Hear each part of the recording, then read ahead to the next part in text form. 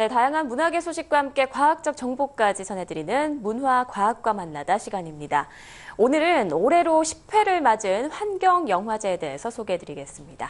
양회영 기자 나와 계십니다. 안녕하세요. 네, 안녕하세요. 네, 작년에도 이 환경영화제에 대해서 얘기를 들은 것 같은데요. 네. 벌써 10살을 맞이했네요. 올해도 참 의미 있는 영화들 많이 볼 수 있겠죠? 네, 그렇습니다. 오늘부터 시작하는 서울 환경영화제, 아시아권에선 유일한 환경영화제라고 하는데요. 이 영화를 통해서 환경과 인간의 공존에 대해서 살펴보는 영화제였죠. 올해는 경쟁 부분에 출품한 이 21편과 함께 기후변화와 미래, 그린 파나로마, 그 지구의 아이들, 또 동물과 함께 사는 세상 등 이 여러 가지 주제에 맞춰서 총 42개국 146편의 환경영화를 일주일 동안 만날 수 있습니다. 네, 이 밖에도 지난해 처음 시도됐던 프로그램이었죠. 이 시네마 그린틴이 올해는 확대 시행된다고 하는데요. 이 청소년들이 무료로 환경영화를 볼 수 있게 됩니다. 이 환경영화와 함께 다양한 전시와 체험 프로그램도 이제 함께 준비되어 있다고 합니다. 이 환경의 소중함과 중요성을 배울 수 있는 기회를 가질 수 있을 것으로 생각되고요. 지난 2년 동안 환경영화제가 집중 조명했었던 게 있었는데 이 후쿠시마 원전 사고에 관한 영화들이었습니다. 네. 올해 역시 만날 수 있다고 합니다. 이 온화한 일상, 도쿄의 불안한 식탁 등 이 사고 당시의 현장의 어떤 급박했던 모습을 담은 영화가 아니라 사고 이후에 그 일본의 이 후쿠시마에서 살아남은 사람들의 모습을 담은 영화들도 이번 영화제에서 볼 수 있다고 합니다. 네, 무려 150편에 가까운 정말 많은 영화들을 만날 수가 있는데 네. 개막작이 눈에 특별히 띄더라고요. 네. 구딜 헌팅의 구스 반 산트 감독과 맷 데이먼이 다시 한번 호흡을 맞췄다고 하는 네. 프라미스드 랜드. 어떤 영화인가요? 네, 이 영화 한글로 하면 이제 약속의 땅이죠. 네. 구스 산반트의 15번째 장편 영화입니다.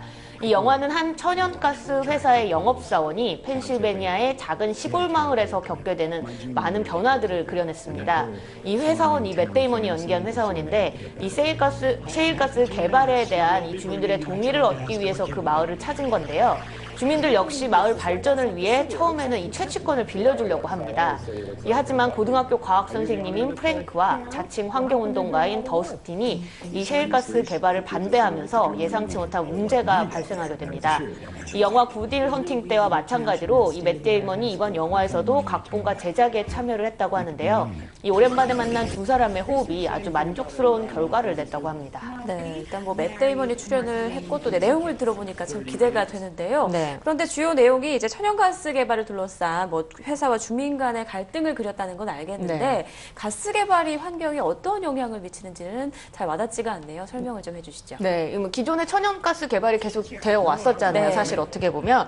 근데 이제 영화 속에서 말하는 이 천연가스는 이 셰일가스입니다. 이 지하 수천 미터 아래 형성돼 있는 퇴적층이죠. 이 셰일층이라고 부르는데요. 이 셰일층에서 나오는 가스를 말하는데 이 성분과 용도는 실제 지금 사용하고 있는 천연가스와 같지만 매장돼 있는 깊이가 더 깊어서 그동안 뽑아내기가 굉장히 어려웠습니다. 네. 그런데 2000년 들어서 채굴 기술이 발달하면서 이 셰일가스가 새로운 에너지원으로 급부상한 건데요. 특히 미국과 중국에서 이 셰일가스 채굴에 아주 적극적이라고 합니다. 이 문제는 바로 이 채굴 기술입니다. 이 깊은 곳에 매장돼 있는 이 셰일가스를 추출하기 위해서는 수압 파쇄 기법, 이른바 프래킹을 해야 하는데 이 프래킹이 셰일층까지 화학약품을 투입을 시키고 고압으로 폭발을 시켜서 이때 발생한 균열을 통해 천연가스를 추출하는 방식을 택하고 있습니다. 네. 이 문제는 이 환경단체들이 이 프래킹 시 들어가는 화학약품과 채굴을 할 때 나오는 가스가 주변 지하수를 오염시킨다. 또 이제 안에 굉장히 깊은 층을 파괴시키는 거기 때문에 집안이 주변이 약해져서 크고 작은 지진들의 발생률이 높아진다라고 이제 주장을 하고 있거든요. 네. 이 영화 개막작인 프라미스랜드에서도요, 이 셰일가스 채굴이 가져올 환경 문제에 대해서 이야기하고 있는 장면이 있는데 이 주인공이 세수를 하고 난 다음에 수돗물을 그냥 마시려고 하는 장면이 있습니다. 그러니까 이제 동료가 굉장히 저지를 하면서 네. 이 약속의 땅에 물이 이미 많이 오염됐기 때문에 그대로 마실 수가 없다. 이렇게 얘기를 하는 장면이 있다고 합니다. 네, 에너지 고갈이 문제가 되는 시점에서 그 대체 에너지로 셰일가스가 주목을 받고 있다는 건 알았는데 네. 그 이면에 또 이런 환경 문제가 자리하고 있었네요. 네, 그렇죠. 네, 그렇다면 이 영화 말고 또 눈여겨볼 만한 영화 어떤 것들이 있습니까? 네, 한 몇 가지 골라왔습니다. 네. 먼저 이 경쟁 부분에 출품한 블랙피쉬입니다. 이 미국 시월드 범고래 공연 도중에 이 조련사를 익사시켰던 틸리쿰이라는 그 실화 기억하시는 분들도 계실 텐데요. 이 실화를 바탕으로 다큐멘터리 영화를 만들었습니다. 이 사건은 이 미국 내에서도 이 동물권 분쟁에 있어서 큰 화제를 모았던 사건이었는데요. 이 불법 포획으로 잡은 고래나 이 돌고래들을 상업적인 오락거리로 전락시킨 모습과 함께 이 길들여지지 않는 야생 동물의 본성이 아주 스릴러 형식으로 그려져 있다고 합니다. 네, 또 다른 영화 추천작인데요. 기후변화와 미래라는 섹션의 한 작품인 GMO OMG입니다. 이 제목이 좀 재밌죠? 대조고를 이루고요. 네, 유전자 변형 농산물을 뜻하는 GMO하고 이 오마이갓 영어의 약자죠. OMG를 그대로 합친 제목인데 이 제목에 나온 뜻대로 영화는 그 내용을 그대로 담고 있습니다. 이 미국식 먹거리의 아주 기초부터 시작을 해서 현재 전 세계 식탁에 숨겨져 있는 비밀까지 아주 차근차근 보여주고 있는데요. 이 영화는 수확량을 늘리고 해충을 줄이기 위해서 이 씨앗에서부터 요즘 대대적으로 유전자 조작을 하고 있잖아요. 네, 이 유전자 조작을 하고 있는 모습에서부터 그렇게 키운 유전자 조작 콩이나 옥수수를 먹고 자란 소와 돼지가 그대로 우리의 식탁에 올라오는 모습들을 보여주고 있습니다.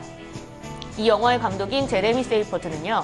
이 대형마트의 가공식품 중에 한 80%가 이런 유전자 조작을 거친 음식이라고 고발을 하면서 아직 이 유전자 변형 음식들이 정확한 부작용이 결과로 나타나지는 않았지만 우리 아이들의 미래를 위협하고 있다라는 어떤 비판적인 시선을 영화에 담아냈다고 합니다. 네, 여러 가지 환경 문제가 여러 영화들에 담겨져 있군요. 네. 사실 이런 영화제가 아니면 평소에 환경 영화를 접하기가 쉽지가 않잖아요. 어렵죠. 네. 네. 이번 기회에 다양한 환경 영화도 보고 또 우리가 살고 있고 지켜야 할 환경에 대해 조금 더 또 관심을 가져보는 계기도 될 것 같습니다. 오늘 말씀 고맙습니다.